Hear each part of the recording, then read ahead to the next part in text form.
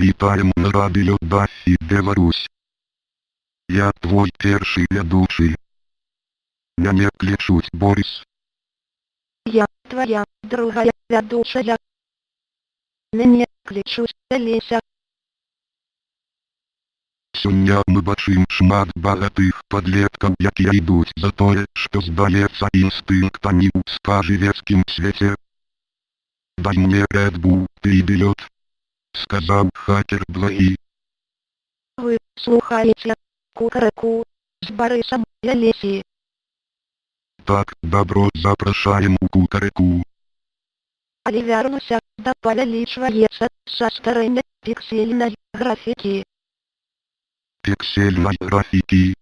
Калі ласка, прытрымлівацца кіруючых прынцыпаў радыё Дафі Алеся і выкарыстоўваць тэрмін кампутаграфія замест гэтага.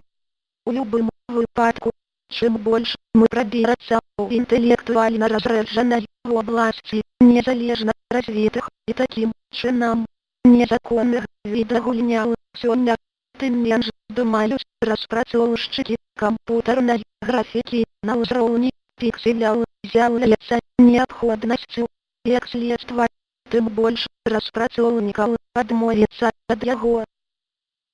Адмовіцца ад яго? Хто кажа, што кампутарная графіка на ўзроўні пікселяў састарылі? Кампутаграфія няма, ніколі не было і не будзе калі-небудзь крута. Яна з'яўляецца неабходнасцю. Гэта праца ў лепшым высокім дазволе даступныя для распрацоўшчыкаў незаконных індзі-відагульняў. З ключавымі майстрамі мастацтва Dynafarm Games, павярнуўшыся да крывым дэзе ў 2015 года, будучыня піксельных графіка выглядае змрочным. Ваше меркаванне па піксельнай графіцы мае значэнне. Ці падабаецца вам гэта?